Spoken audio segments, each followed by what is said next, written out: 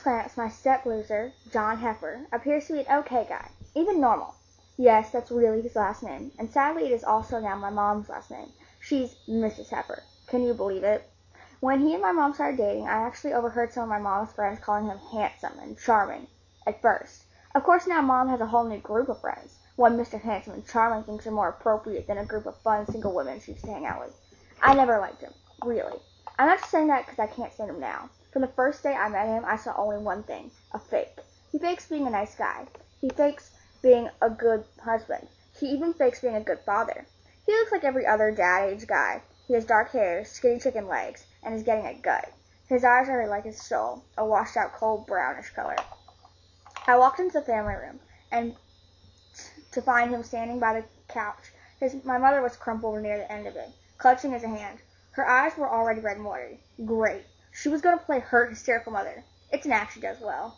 John had begun to attempt to skewer me with his eyes, but my mark distracted him. His face twisted in disgust. "Get thee behind me, Satan," he quoted in what I like to think his sermon voice. I sighed. "I'm not Satan. It's just me." "Now is not the time for sarcasm, Zoe," Mom said. "I'll handle this, hon," the step-loser said, patted her shoulder absently before he turned his attention back to me. "I told you that your bad behavior and your attitude problem would catch up with you. I'm not even surprised it happened this soon." I shook my head. I expected this. I really expected this, and still, it was a shock. The entire world knew that there was nothing anyone could do to bring on the change. The whole "if you get bit by a vampire and you'll die and become one" thing is strictly fiction. Scientists have been trying to figure out what causes the sequence of physical events that lead to vampirism for years, hoping that they figure it out they could cure it, or at the very least, invent a vaccine to help fight against it. So far, no such luck. But now John Heifer, my step-loser, had suddenly discovered that bad teenage behavior, specifically my bad behavior, which mostly consisted of occasional lie, some pissed-off thoughts, and smart-ass comments directed probably against my parents, and maybe some semi-harmless lust for Ashton Kutcher.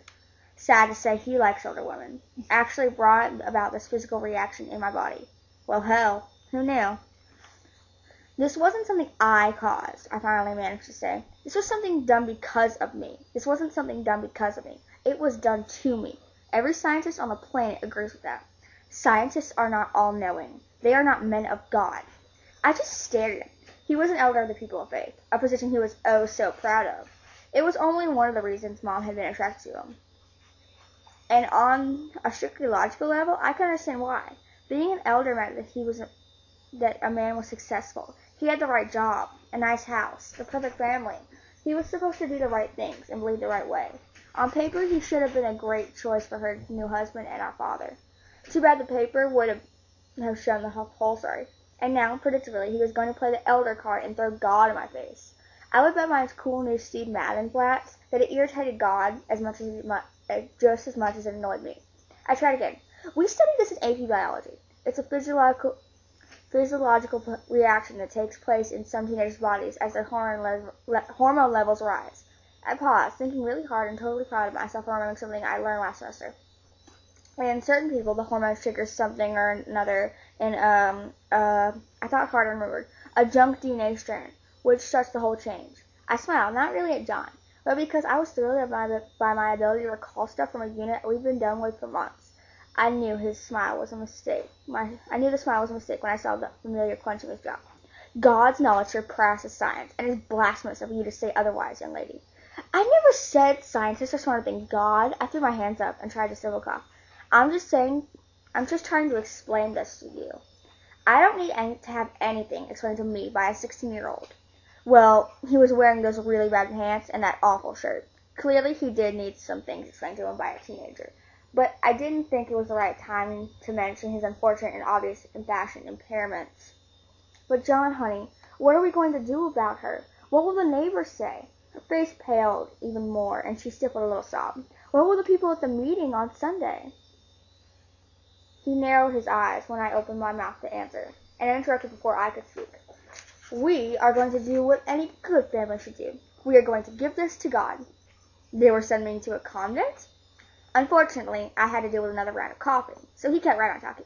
We are also going to call Dr. Asher. He'll know what to do to calm the situation. Wonderful. Fabulous. He was going to call our family strength, though an incredibly expressionless man. Perfect. Linda, call Dr. Ash's emergency number, and then I think it would be wise to activate the prayer phone tree. Make sure the other elders know that they are to gather here. My mom nodded and started to get up, but the words that burst from my mouth made her flop back down on the couch. What? Your answer is to call a shrink who is totally clueless about teenagers and get all those uptight elders over here? Like they would even begin to try and understand. No, don't you get it? I have to leave. Tonight. I coughed, a really gut-wrenching sound that hurt my chest. See, this will only get worse if I don't get around the... I hesitated. Why was it so hard to say vampires? Because it sounded so foreign, so final, and part of me admitted it's so fantastic. I have to get to the house at night. My mom jumped up, and for a second I thought she would actually save me. Then John put his arm around her possessively. She looked up at him, and when she looked back at me, her eyes seemed to say almost sorry, but her words typically reflected only what John would want her to say. Zoe, surely it wouldn't hurt anything if you spent just tonight at home. Of course it wouldn't, John said to her. I'm sure Dr. Asher will see the need for a house visit. Well, with him here, she'll be perfectly fine. He patted her shoulder, pretending to be caring, but instead of sweet, he sounded slimy. I looked from him to my mom. They weren't going to let me leave. Not tonight.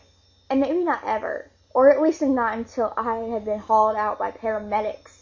I suddenly understood that it wasn't just about this mark and the fact that my life has been totally changed. It was about control. If they let me go, somehow they lose. In Mom's case, I like to think that she was afraid of losing me. I knew what John didn't want to lose.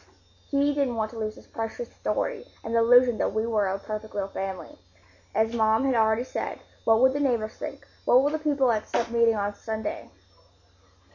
John had to preserve the illusion, and if that meant allowing me to get really, really sick, well then, that was a price he was willing to pay. I wasn't willing to pay it, though. I guess it was time I took things into my own hands, after they were well manicured. Fine, I said. Call Dr. Asher. Start the prayer phone tree. But do you mind if I go lay down until everyone else gets here? I coughed again for good measure. Of course not, honey, Mom said, looking obviously relieved. A little rest will probably make you feel better. Then she moved away from John's possessive arm. She smiled and then hugged me. Would you like me to get you some NyQuil? No, I'll be fine, I said, clinging to her for just a second, wishing so damn hard that it was just 3 years ago, and she was still mine, still on my side. Then I took a deep breath and sat back. I'll be fine, I repeated. She looked at me and nodded, telling me she was sorry the only way she could, with her eyes. I turned away from her and started to retreat up the bedroom. To my back, the stepmother said, And why don't you do us all a favor and see if you can find some powder or something to cover up that thing on your forehead? I didn't even pause. I just kept walking, and I wouldn't cry. I'm going to remember this, I told myself sternly. I'm going to remember how awful they made me feel today. So when I'm scared and alone and whatever else is going on to me starts to happen, I'm going to remember that nothing could be as bad as being here, stuck here. Nothing.